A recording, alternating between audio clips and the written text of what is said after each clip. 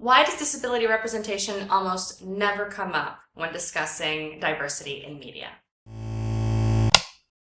Hello. Today I want to talk about #DisabilityTooWhite, a hashtag by Vilisa Thompson on Twitter in order to bring attention to the lack of racial diversity in disability representation. So first, let's start off with, think fast. How many disabled characters can you name in film and television?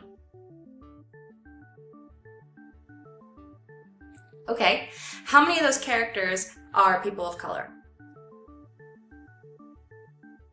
Right. For many, even trying to come up with disabled characters in the first place can be incredibly difficult.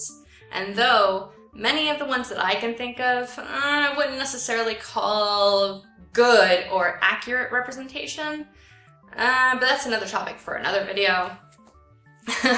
And they're certainly not racially diverse, but they do exist. So if you're stuck for some examples, I think it can help you out there.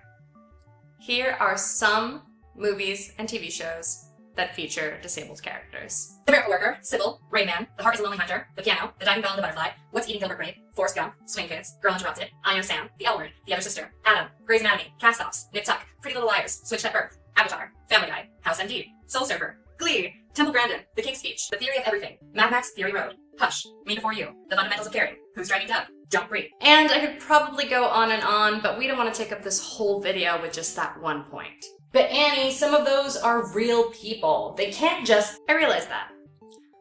But there are real people of color with disabilities. It's just that their stories are the ones not being told. And sure, absolutely, you could definitely name some people of color with disabilities in media if you tried.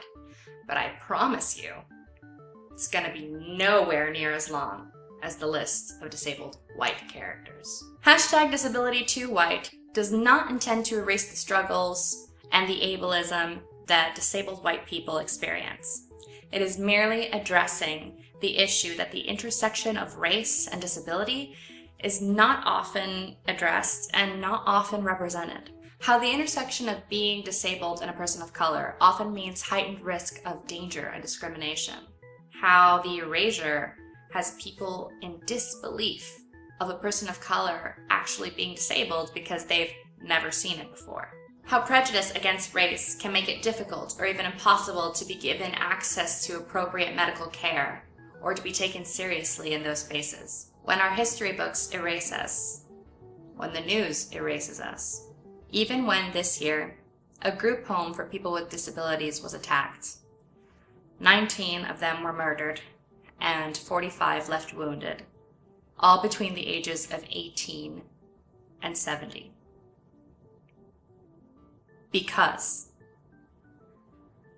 of someone's hatred for people with disabilities. A time when non-disabled people had the opportunity to show their support for the disability community, just as they had for the LGBT community when Pulse was attacked the month before. But instead there was silence. Another opportunity to show support for the disability community would be to stick around after the Olympics for the Paralympics. But not many people do that either. Not many people are even aware that it's happening. That kind of erasure is incredibly painful. It sends a message that our lives are not as valuable as non-disabled lives. #DisabilityTooWhite is a conversation that highlights how, as minuscule as disability representation is already, disabled POC, among several other identities, among disabled women and disabled LGBT folks, etc., their representation is microscopic. Media representation has a significant impact on how society views us.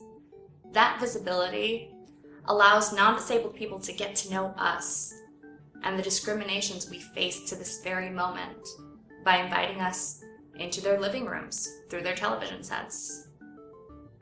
This is how people will get to know us and care about us, what happens to us, what we're doing, our equality and access. be outraged when we are murdered.